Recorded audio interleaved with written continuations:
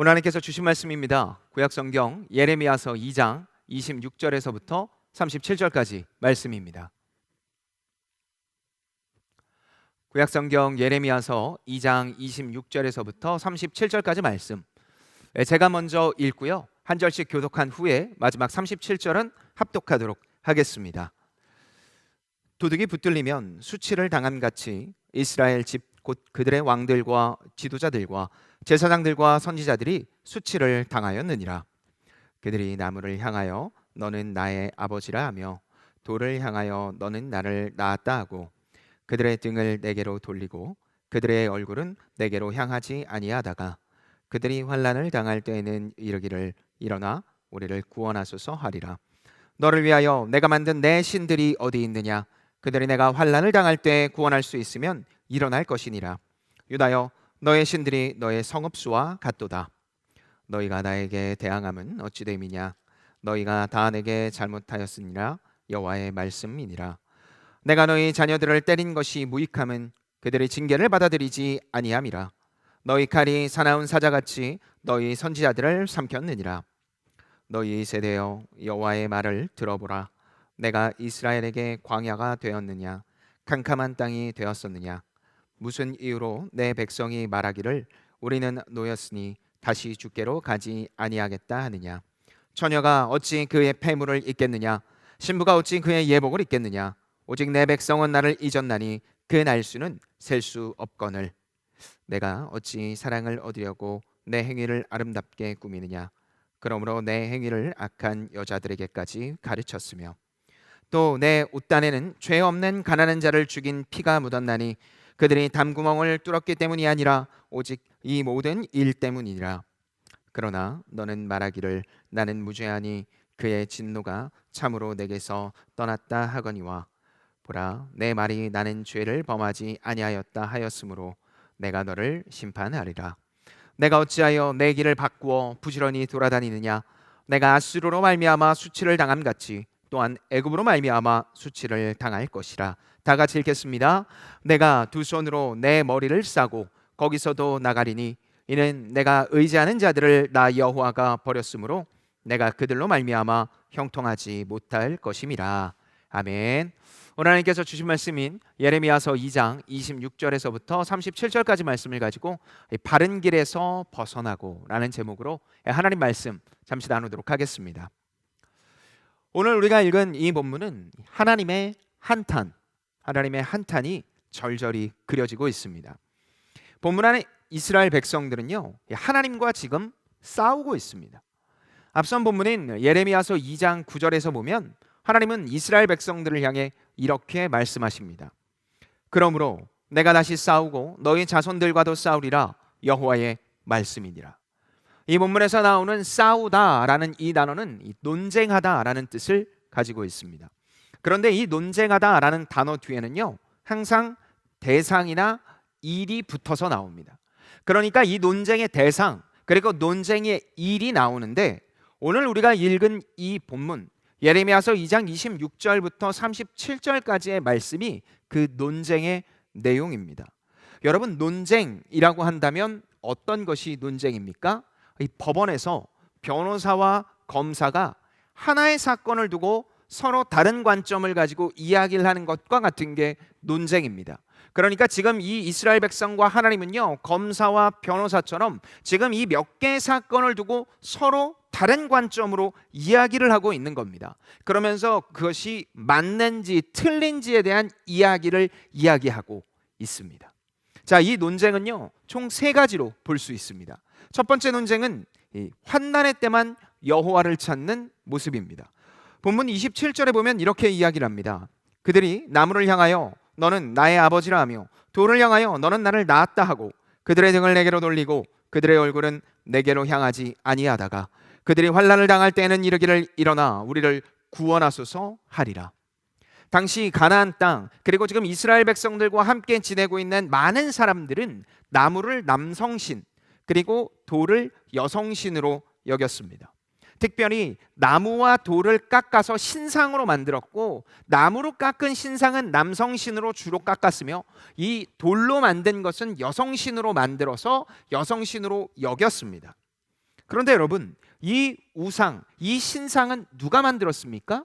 인간이 빚었습니다. 그렇기 때문에 결국 사람들이 만든 신상을 섬기는 건 그 신상 뒤에 있는 인간을 섬기는 겁니다. 인생을 살며 예상치 못한 풍파를 당할 때가 있습니다. 인생을 살아가며 내가 의도하지 않은 일들이 나의 인생 속에 폭풍과 같이 다가올 수 있습니다. 그럴 때 많은 사람들은 내가 어떻게 살아야 되는지 몰라서 자기도 모르게 의식적으로 또는 무의식적으로 신을 찾죠. 그런데 지금 이 땅에 있는 이스라엘 백성들이 어떻게 했다라고 이야기를 합니까? 나무와 돌에게 신이라고 여기며 우리의 삶에, 자신의 삶에 의도치 않게 나타난 이 모든 상황과 환경을 좀 돌봐달라고 이야기를 한 겁니다. 인간 뒤에 인간이 만든 그 신을 바라보며 인간들이 인간을 섬겼습니다. 여러분, 자신이 예상할 수 없는 상황들이 있는데 그 모든 상황을 이기게 할 수 있는 건 신이라고 여기며 그 신이 인간이 만든 돌과 나무라니 조금 아이러니하지 않습니까? 그런 모습들을 보시고 하나님은 어땠을 것 같습니까? 신이 진짜 하나님인데, 유일신인데 그런 하나님을 보지도 않고 자신들이 만든, 그리고 그 뒤에 있는 인간을 섬기는 인간의 모습을 보며 하나님은 기가 찼을 것 같습니다. 계속해서 하나님을 찾지 않다가 도저히 안 되겠다고 여기면서 이제는 어떻게 해야 되지라고 여기다, 그리고 모든 것이 좌절할 것 같은 상황 속에 있는 이스라엘 백성들, 그 이스라엘 백성들이 좌우를 보면서 이제는 어떻게 해야 되지? 하나님이 있었지. 우리 앞에는 하나님이라는 존재가 있었지 라고 생각을 하며 하나님을 찾기 시작하자 하나님은 그래, 이제 올 게 왔구나 라고 여기시지 않고 가장 먼저 이렇게 이야기하십니다. 오늘 본문 28절의 말씀입니다. 너를 위하여 내가 만든 내 신들이 어디 있느냐?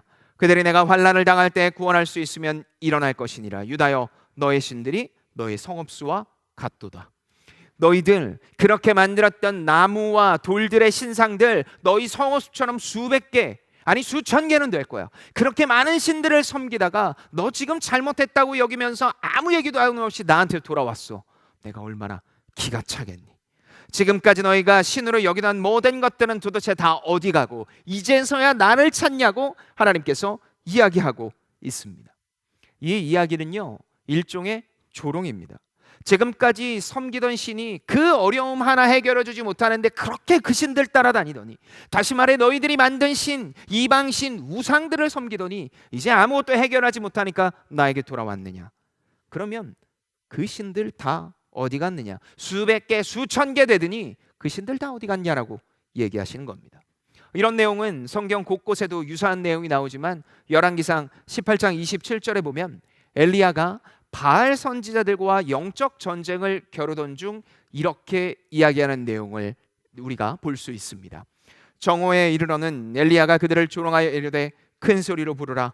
그는 신인즉 묵상하고 있는지, 혹은 그가 잠깐 나갔는지, 혹은 그가 길을 행하는지, 혹은 그가 잠이 들어서 깨워야 할 것인지 하매, 바알 선지자들과 함께 영적 전쟁을 하며 누가 진짜 물을 내리는 신인지 우리 한번 겨뤄보자 하며 일대 다수의 싸움을 하게 됩니다. 그래서 너희 먼저 해봐라 라고 이야기를 합니다. 그래서 바알을 섬기는 선지자들이 어떻게 이야기를 합니까? 바알이요, 바알이요, 제발 물을 주소서라고 이야기를 합니다. 꼼짝도 하지 않자 바알 선지자들은 몸에 자해를 하며 피를 흘리며 도대체 왜 물을 주지 않는가라고 이야기를 합니다. 그때 바로 엘리야 선지자가 이 바알 선지자들에게 얘기한 겁니다. 야, 너희 신 자는 거 아니야? 너희 신 지금 자고 있는 거 아니야? 자신이 가지고 있는 이 굳은 믿음을 가지고, 하나님에 대한 이 굳은 믿음을 가지고 그들에게 조롱하고 있는 모습입니다. 바알을 섬기던 자들을 향해 조롱하던 바로 이 모습처럼 하나님은 끊임없이 이방신을 섬기고 하나님께 외면했던 그 자들을 향해 조롱하시며 실소를 멈추지 않고, 그리고 논쟁하고 계십니다. 이것이 바로 첫 번째, 환난의 때만 여호와를 찾는 모습을 두고 하나님과 이스라엘 백성이 논쟁하고 있는 모습입니다. 두 번째는 이 하나님을 비난하는 모습입니다. 본문 29절을 보면은요, 이렇게 이야기를 합니다. 너희가 나에게 대항하면 어찌 됨이냐? 너희가 다 내게 잘못하였느니라. 여호와의 말씀이니라. 하나님께서 이스라엘 백성에게 너희 지금 나한테 대항하고 있어. 이 대항하다는 말은 앞서 본문 2장 9절에 나왔던 이 논쟁이란 것과 동일한 단어입니다. 너희 지금 나한테 다시 또 논쟁하고 있어. 지금 이스라엘 백성은요, 왜 이렇게 하나님과 논쟁을 하고 있냐면 사실 우리 용어로 좀 편하게 이야기하면 좀 삐졌습니다. 자신들이 당하는 어려운 공경과 이 힘든 상황들이 있는데 하나님 앞에 좀 도와달라고 계속 이야기를 하는데 하나님께서 계속 침묵하고 계시는 겁니다. 당시 역사적으로 보았을 때 이스라엘 주변의 이 애굽과 아수르는요, 끊임없이 이스라엘을 위협했습니다.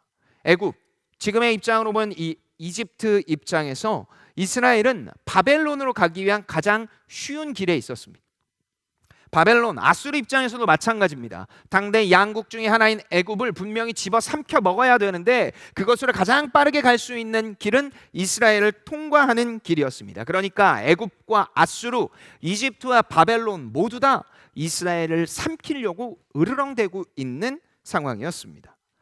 그렇게 전쟁은 잦았죠. 근데 이스라엘은 전쟁을 잘하는 민족도 아니에요. 그러니까 전쟁만 하면 자꾸 지는 거예요. 여러분, 전쟁에 지면 어떤 일이 일어나는 줄 압니까? 아주 처참하고 혹독한 결과만이 남습니다. 특별히 패자라고 한다면 그 결과는 더욱 혹독합니다. 남자들은 거의 다 죽습니다. 그리고 노동이 가능하지 않은 남자들은 죽거나 혹은 노예로 끌고 갑니다. 여성들은 성적인 놀이개로 사용되고 어린아이들은 종이 됩니다.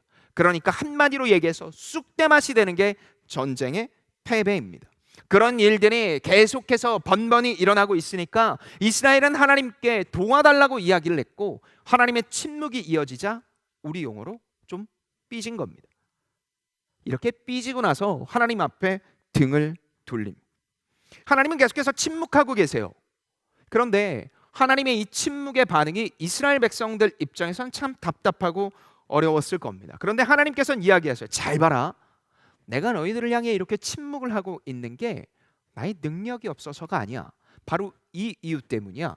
그것이 오늘 보면 31절에 공동번역 버전에서 이렇게 이야기를 합니다. 너희 세대나 나의 말을 명심하여라. 내가 너희 이스라엘이 살 수 없는 사막이라도 되었단 말이냐, 암흑의 땅이 되었단 말이냐. 너희가 내 백성이면서도 마음대로 살겠습니다, 당신께로 돌아가지 않겠습니다 하니 어찌 이럴 수가 있느냐. 너희 지금까지 마음대로 살았어. 그리고 나서 이제 와서 도와주지 않는다라고 그렇게 섭섭하다고 이야기를 하니 내가 어찌 침묵하지 않을 수 있겠느냐. 그들의 상황을 몰라서가 아니라 하나님의 능력이 부족해서가 아니라 하나님을 잊은 그들이 하나님께 섭섭함을 토로하는 모습 자체가 의아하고, 또한 동시에 이어지는 본문 34절에서 보면 또 내 옷단에는 죄 없는 가난한 자를 죽인 피가 묻었나니 그들이 담구멍을 뚫었기 때문이 아니라 오직 이 모든 일 때문이라 라고 이야기를 하면서 제사와 예배를 드린 뒤에 가난한 자를 마음껏 핍박하는 모습을 보며 도대체 너희들은 이 예배와 이 제사는 왜 드리는 거냐? 모든 상황과 환경 속에 너희들의 어려움을 나한테 와서 이야기하고 난 뒤에 너희들과 함께 지내고 있는 그 가족과 같은 존재들을 끊임없이 핍박하고 손때에 그 피를 묻히면서까지 살아가는데 너희들은 도대체 뭐 하는 존재들이냐라고 이야기하시고 있습니다. 예배를 드리지만 정작 약하고 힘없는 자들을 괴롭혔고 아주 비상식적으로 살고 있는 이스라엘 백성들의 모습. 하나님께서는 그런 자들이 하나님을 비난하자 아주 실소를 금치 못하시고 안타까워하시고 있습니다. 이것이 바로 두 번째 논쟁입니다. 세 번째 논쟁은 스스로 어려움을 풀려는 모습입니다. 오늘 보면 36절에서부터 37절까지 말씀입니다. 내가 어찌하여 내 길을 바꾸어 부지런히 돌아다니느냐. 내가 아수르로 말미암아 수치를 당함 같이 또한 애굽으로 말미암아 수치를 당할 것이라. 내가 두 손으로 내 머리를 싸고 거기서도 나가리니 이는 내가 의지하는 자들을 나 여호와가 버렸으므로 내가 그들로 말미암아 형통하지 못할 것임이라. 앞서 이야기한 것처럼 지금 이스라엘은 애굽과 아수르, 이집트와 바벨론에 의해서 위협을 받고 있는 상황입니다. 그래서 이 위협을 어떻게 하면 좀 잘 풀어나갈 수 있을까 고민하다가 이들이 선택한 것은 단 하나, 지금 우리 용어로 얘기하는 실리 외교였습니다. 그러니까 아수르, 그러니까 바벨론이 힘이 세질 것 같으면, 그래서 그들의 위협을 받을 것 같으면 애굽에게 가서 외교를 펼치는 겁니다. 그러면서 애굽하고 친하게 지내요. 그러니까 저 위에 있는 아수르가 지금 쳐들어오려고 하니까 우리와 함께 힘을 합쳐서 이들을 막읍시다 라고 이야기를 하는 거예요. 또 반대로 애굽, 이 이집트가 힘이 세지면 다시 바벨론한테 가서 우리 없으면 안 되잖아요. 우리 없으면 지금 저 이집트 쳐들어갈 수 없으니까 우리하고 친하게 지냅시다 라고 하면서 그 아슬아슬한 불안한 외줄타기를 계속해서 하고 있었습니다. 그리고 이것은 스스로들이 아주 지혜롭다, 내 인생 속에 이렇게 지혜로운 일이 있을 수 있나? 라고 생각을 하고 있었습니다. 마치 양대 강국을 우리 힘으로 조율하고 있다, 이렇게 여겼습니다. 하지만 하나님은 이 모습을 보고 어떻게 얘기하십니까? 지혜롭다 여기시지 않고 스스로 찾는 열심이라고 이야기하십니다. 이런 내용들은 우리가 참 많은 성경의 본문 속에서 나오지만 사무엘서의 사울처럼 스스로 제사를 지내고 사무엘을 기다리지도 않고 전쟁에서 승리하게 해달라고 이야기를 하는 것처럼, 그리고 하나님께서 다 죽이라고 했는데 하나님 앞에 예배를 드리려고 남겨놨다고 얘기하며 이렇게 뿌듯하게 얘기하는 모습처럼 하나님께서는 이들의 모습이 아주 잘못됐다, 특별히 이들의 논쟁과 펼치시면서 이들의 이 모든 상황이 참으로 답답하다라고 이야기하고 있습니다. 하나님을 의지 않고 교묘히 줄타기 하는 자, 결국 하나님께서는 이 두 나라를 사용해 이스라엘 백성을 멸망하게 하시겠다, 한쪽을 의지해서 다른 쪽을 막는 이 미봉책 따위는 인간의 지혜이고 그것이 참된 지혜가 아니라고 이야기를 하시며 결국 이스라엘 백성들이 수치를 당하게 하겠다라고 이야기하십니다. 만군의 여호와 되십니다. 그 만군의 대신 여호와께서 이스라엘 백성들과 논쟁, 다시 말해 이 모든 상황을 놓고 너희들이 잘못됐다고 이야기를 하고 이스라엘 백성들은 괜찮다라고 이야기를 하는 상황이 그려지고 있습니다. 그러면서 하나님 앞에 하나님이 잘못됐어요, 하나님 나를 도우시지 않습니다 라고 이야기를 하고 있었다라는 겁니다. 만군의 주관자 되시는 여호와께서 그들을 모두 버리셨고 그리고 그들은 결국 수치를 당하게 될 것입니다. 이스라엘의 상황이 바로 그와 같습니다. 이때쯤 됐을 때 저는 한 가지 생각이 들었습니다. 왜 하나님은 이스라엘 백성들과 논쟁을 하실까요? 하나님 입장에서 볼 때 이 이스라엘 백성들 지금 되게 말 안 듣고 있어요. 분명히 하나님께서 주신 약속도 있고 이렇게 해야 된다는 것 이스라엘 백성이 모르지 않아요. 그런데 그때 하나님께서는 그냥 놔두시고 혹은 벌을 주셔도 되는데 하나님께서 끊임없이 논쟁을 하신다는 거예요. 로마서 1장 28절을 보면 이 이스라엘 백성들이 얼마나 처참하게 하나님 앞에 이야기를 하는지 나오는데, 또한 그들이 마음에 하나님 두기를 싫어하며 하나님께서 그들을 그 상실한 마음대로 내버려 두사 합당하지 못한 일을 하게 하셨으니, 하나님을 마음에 두기 싫어했어요. 그런데 지금 하나님이 왜 나를 돕지 않냐고 마치 이 모순된 모습을 보이고 있는 이스라엘 백성들, 그런 이스라엘 백성들 하나님께서 너 그냥 죽어라, 너희들 그냥 지옥에나 빠져라 라고 해도 아무런 이상이 없는데 하나님께서는 지금 힘든 논쟁을 이스라엘 백성들과 치열하게 하시는 겁니다. 화를 내셔도 버리셔도 되지만 하나님께서는 그들을 놓지 않으시고 일부러 굳이 논쟁을 하고 있습니다. 하나님께서 이렇게 논쟁을 하신 이유는 바로 하나님이 사랑이시기 때문입니다. 하나님은 하나님이 선택한 백성을 사랑하십니다. 이전부터 사랑하기로 작정하셨습니다. 하나님의 작정은 인간의 단어로 다짐이라고 할 수 있습니다. 여러분 우리 인간의 다짐이 얼마나 쉽게 바뀔 수 있습니까? 공부해야지, 다이어트 해야지, 열심히 살아야지 라고 이야기를 하면요, 그거 다이어트 평생 하는 거라고 이야기를 하는 게 우리의 이야기 아닙니까? 인간의 다짐은 그처럼 그냥 하나에 흩어지는 공기와 같습니다. 그러나 하나님의 다짐은 인간의 다짐과 차원이 다릅니다. 하나님께서 다짐하시면 변하지 않고 하나님의 다짐은 끝까지 이루어집니다. 이 본문을 읽고 있는 이스라엘 백성들은 지금 포로 생활을 하고 있었습니다. 그러면서 도대체 우리는 왜 포로 생활을 하고 있지? 우리가 포로 생활을 하고 있는 이유는 뭐야? 우리 하나님의 백성인데 왜 도대체 포로 생활을 하고 있는 거야? 라고 끊임없이 묻고 있었고, 하나님께서는 선지자를 통해 오늘 이 본문에게 이야기하시는 것 단 하나는, 너희들이 그토록 나 여호와 하나님의 말을 듣지 않았다. 문제가 더 이상 해결되지 않을 때만 나를 찾았고 그마저도 풀어주지 않는다고 화를 내며 너희 스스로 풀어가려는 모습을 보였다. 양국 사이에서 계속해서 불안했습니다. 하나님의 자녀로서 이 땅에서 살아가야 되는데 계속해서 불안한 거예요. 애굽이 좋아질까? 아수르가 우리를 도와줄까? 하나님은 도대체 우리를 왜 돕지 않을까라고 매일매일 그는 큰 불안 속에 빠져 있었습니다. 그러면서 이 불안을 이기기 위해서 그들은 끊임없이 세상의 방법과 똑같은 일을 해 나간 겁니다.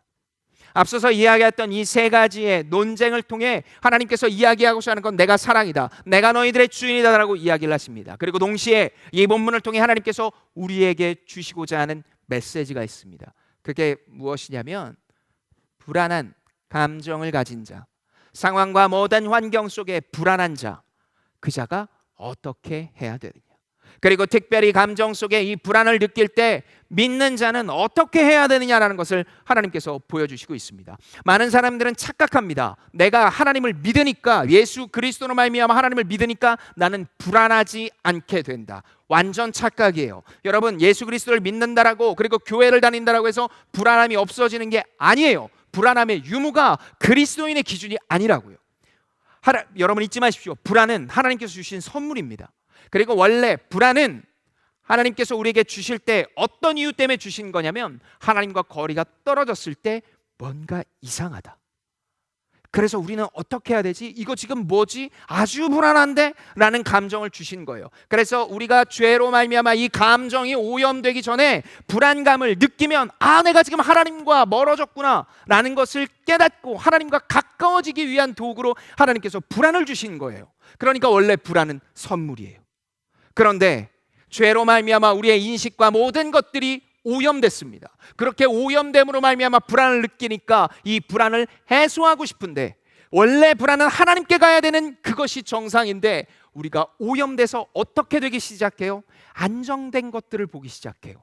눈에 보이지 않는 것들을 찾기 시작해요. 저 사람 되게 안정적이네, 저 사람이 뭘 가지고 있지 생각하게 되는 거예요. 저 사람이 돈이 있네, 저 사람이 집이 있네, 저 사람이 차가 있네, 이성 친구가 있네, 혹은 저 사람이 결혼을 했네, 자녀가 있네. 그 어떤 것도 상관없이 그들이 가진 것들을 나도 가져서 불안함을 떨치고 싶은 거예요. 그래서 세상은 끊임없이 안정감과, 세상은 끊임없이 우리를 향해도 동일하게 이야기를 합니다. 불안하지? 불안하죠. 그러니까 하나님이 아니라 돈이야. 그러니까 하나님이 아니라 가정이야. 그러니까 하나님이 아니라 세상에 이것이야 라고 끊임없이 유혹하는 거예요. 바른 길에서 벗어난 자는 그래서 지금 이 이스라엘 백성들처럼 애굽이나 바벨론을 찾습니다. 힘을 찾습니다. 지혜를 찾습니다. 그리고 세상의 것을 찾아요. 그러나 하나님은 이 이스라엘 백성들에게 불안해? 맞아. 하나님의 백성이라고 불안 안 한 건 아니야. 그런데 그때 너희들은 나를 찾아야 된다. 그러니 불안하면 하나님입니다. 불안하면 이거 어떻게 하면 좋지 하고 좌충우돌하며 우왕좌왕하는 것이 아니라 그래서 하나님입니다. 하나님께서 그래서 이렇게 예수 그리스도를 통해 우리에게 이야기하십니다. 마태복음 6장 24절의 말씀입니다. 우리가 다 같이 한 목소리를 읽도록 하겠습니다. 마태복음 6장 24절입니다. 시작. 한 사람이 두 주인을 섬기지 못할 것이니 혹이를 미워하고 저를 사랑하거나 혹이를 중히 여기고 저를 경히 여김이라. 너희가 하나님과 재물을 겸하여 섬기지 못하느니라. 하나님께서 이 말씀을 우리에게 주십니다.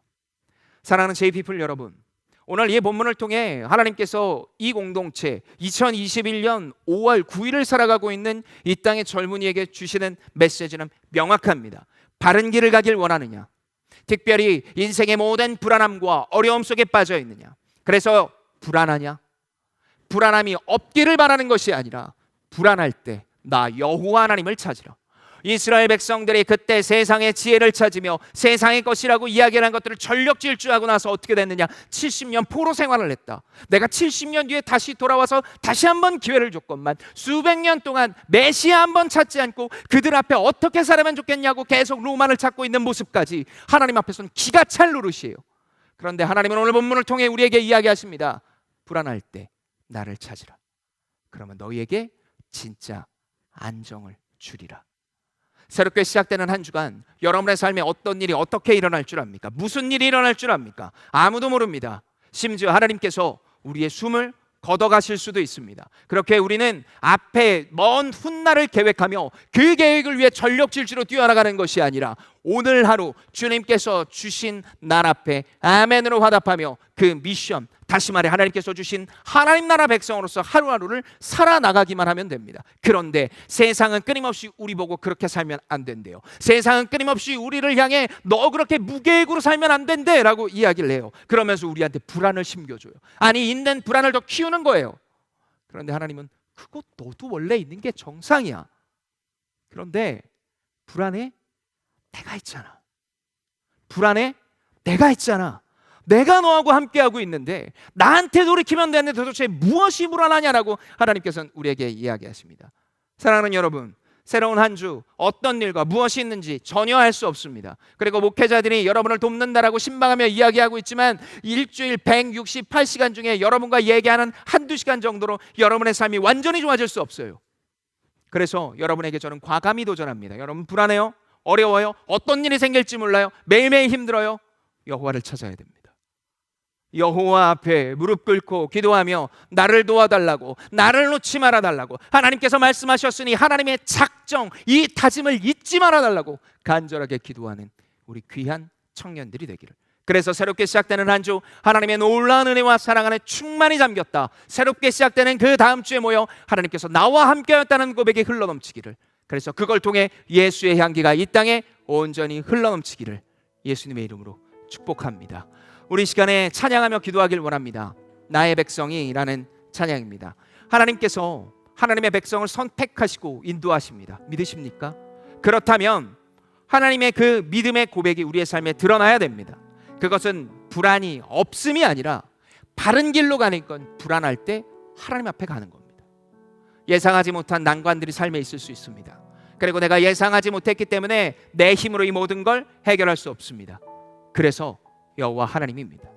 믿음이 있다면 하나님께 기도하십시오. 믿음이 있다면 말씀 앞에 서십시오. 우리 그렇게 살아갈 때 내가 서 있는 바로 그 자리에서 하나님의 자녀로, 또한 하나님의 대사로 예수의 향기를 마음껏 풍겨내는 자들이 되리라 믿습니다. 우리 이 시간에 찬양하며 기도하도록 하겠습니다.